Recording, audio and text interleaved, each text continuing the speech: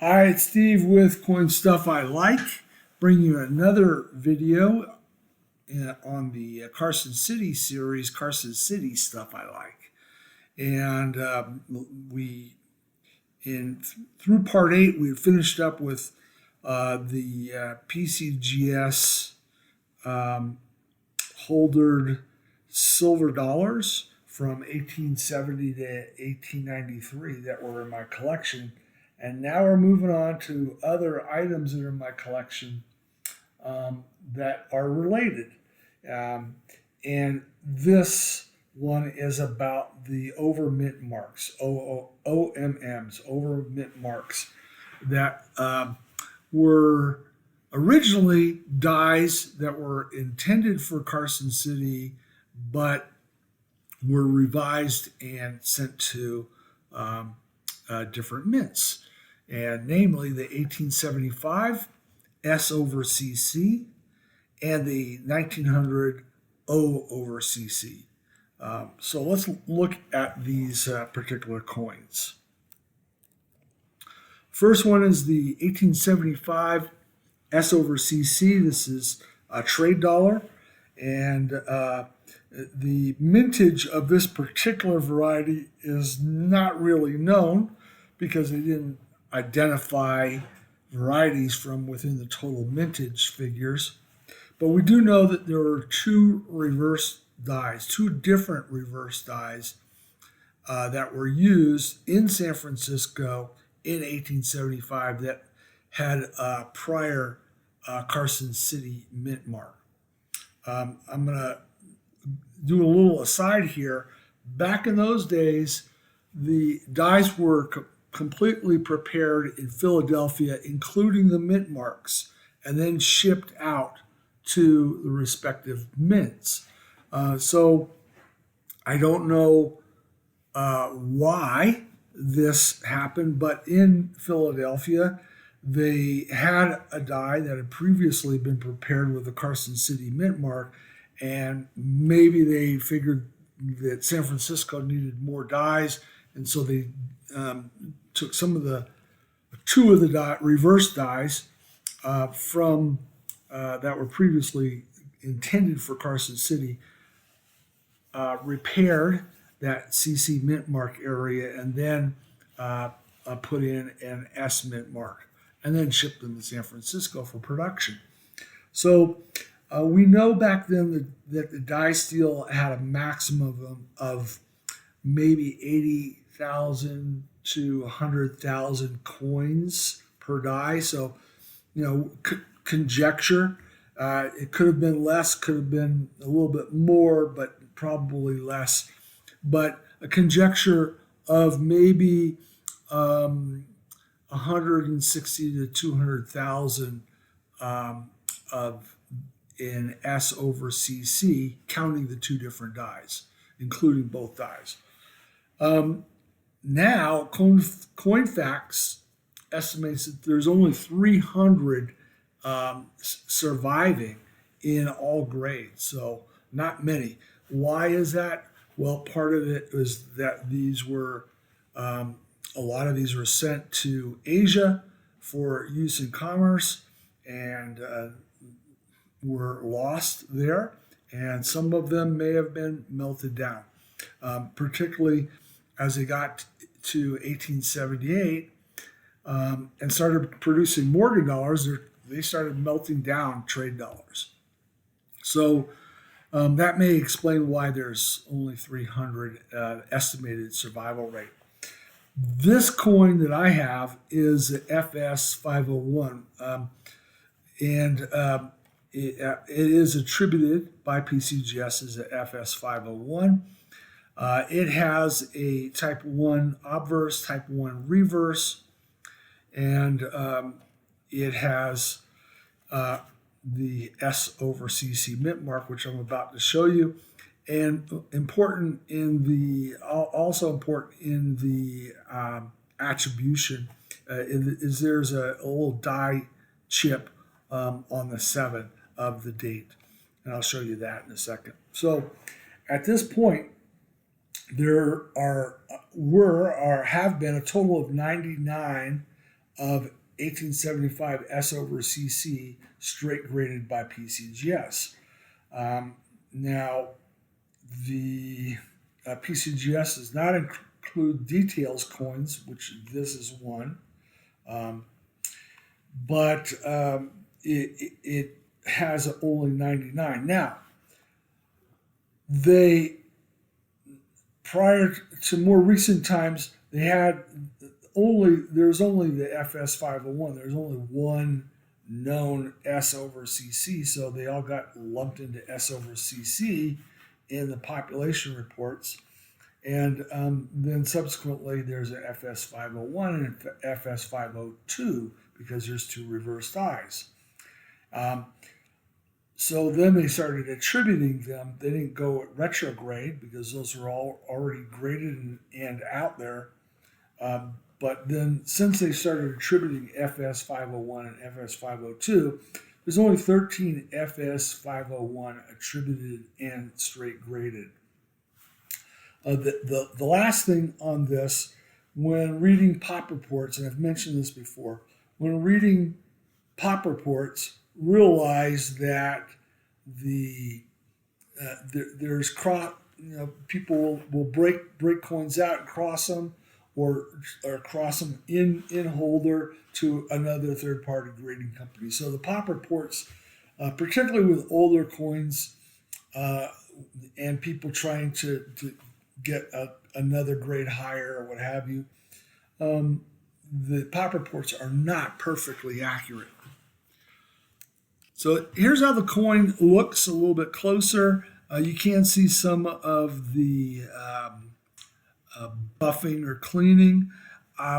You'll see this in the video. This coin has reflective fields, and it would qualify as proof-like if it wasn't a details coin, in my opinion. It's a really beautiful coin in hand. So let's take a little bit closer look at that mint mark area. So you can see the old C here, maybe a remnant here, in the S over that area that was where there was some repair done on the CC that was there before, and then the S stamped in. Pretty easy to find. Now, I mentioned the FS 502 and the FS 501. So there's pictures that depict both. So you can see the FS 501, the S is shifted left of the D. You can see the entire second C here, so that this is shifted left. Whereas in the 502, it's not as profound. There's a little bit of CC here. The S is overlying the D, or lined up with the vertical bar of the D. So you can identify by mint mark placement in other die identifiers. But it's clearly, this one is the FS 501. You can see the S shifted left of the D, and the C, this second C lying to the right of the S. Very nice. Easy to see. I mean, I'm going to go back a few slides here. If you look at that reverse there, you can almost pick it up there in this image. So if you buy coins, look at what you have on that die, or on the coin obverse and reverse, so you can get a die identification. I mentioned earlier that one other confirming identifier is this die chip on the 7, on this particular FS 501. Now let's look at the 1900 O over CC. So again, the mint produced mintage figures for the entire year, but did not designate variety. So the actual mintage of this O over CC is unknown. It's mixed into the total mintage. But it appears that there may be 6 different reverse dies that have an O over CC. How do I know that? Because there are 6 different O over CC VAM varieties. All right. So that again comes back to a maximum of 80 to 100,000 coins per die were produced. That's the die life. And so there could have been, as many as 600,000 over CC of varying dies, but a total of 600,000 that may have been produced. Coinfax estimates 50,000 remain and survive in all grades and from all 6 dies. I've already mentioned that VAM has 6 O over CC VAM varieties. This one here is a VAM 8C. So it's an 8, but then at the C die stage. It's actually an O over CC. And I'll give you some pictures of that in a moment. This one here, in the previous one, why did the dies end up in San Francisco? And I can only conjecture that they needed more dies in San Francisco, and so they converted CC dies to S dies after they had already made them in Philadelphia and then shipped them out. This one, Carson City Mint stopped coinage in 1893. That was the last coins. So my and that the typical conjecture is that the Philadelphia Mint may have made dies in 1894, but then once the decision was made to close the Carson City Mint, they had these dies lying around with CC mint marks already. And then come around 1900, maybe the New Orleans Mint needed the dies, or they're saying, hey, we have these dies, let's just use them instead of making new dies. And so they repaired the CC and then put on the O mint mark in Philadelphia, and then shipped them to New Orleans. So this one, one of the things that's key in this particular VAM is it has rust spots on the reverse, which means that the dies are probably lying around for a little while and may very well have been dies that were originally intended for Carson City in 1894, but never were shipped because they stopped production. And again, we're talking reverse dies because that's where the mint mark is.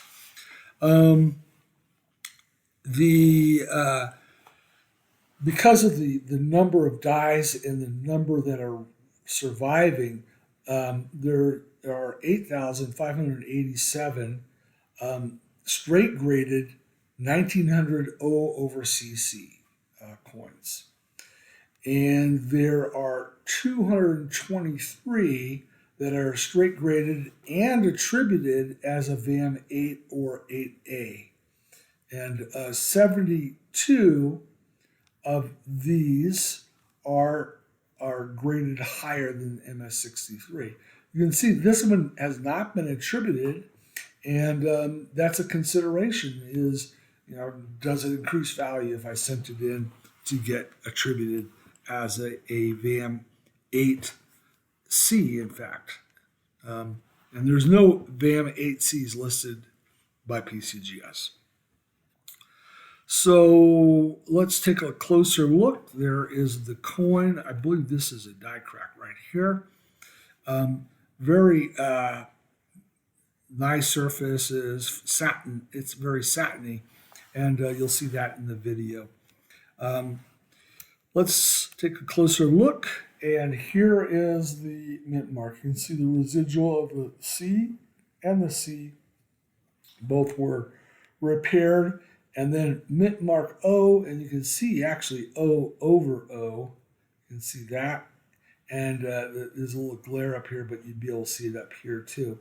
So there's O over CC on this particular die. Other identifiers to allow you to get to VAM 8C. One, this particular VAM 8 has these pits, which are rust spots. So there's pits that are identified here, meaning a rusted die. And then also the clashes on the averse that are seen. There's a clash here, there's a clash here, there's a clash here. The die cracks are not used as identifiers in this particular VAM, but there are die cracks. And you'll see pictures of VAMs that will have the same die cracks that have this particular, that is this particular VAM. But again, the die clashes are pretty typical and are identifiers.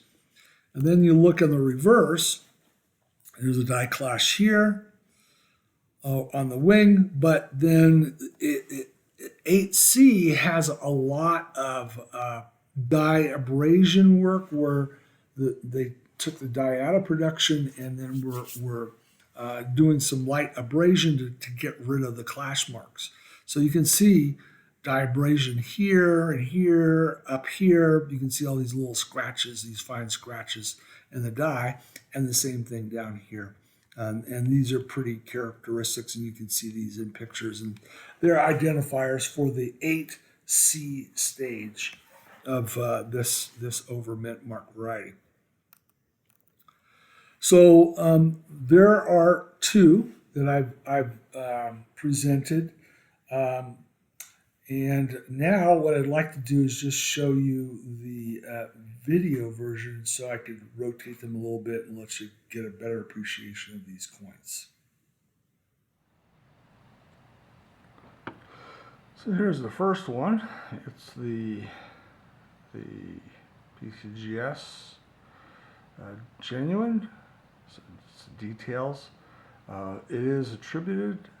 And this is the 75S over CC.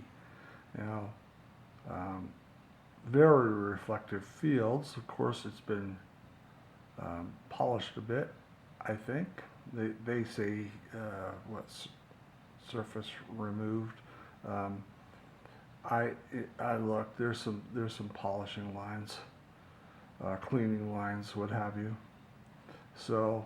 Nevertheless, it's beautiful. I mean, it's proof-like in hand, and there's the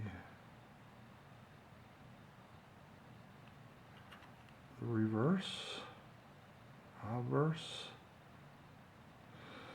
and now the next one is the 1900 O over CC MS63 from PCGS.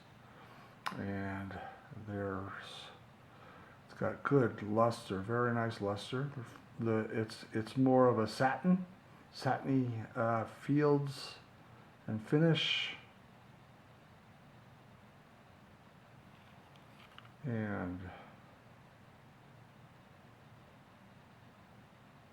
maybe just a little bit more reflective fields on the reverse, but still, not enough to call this proof-like.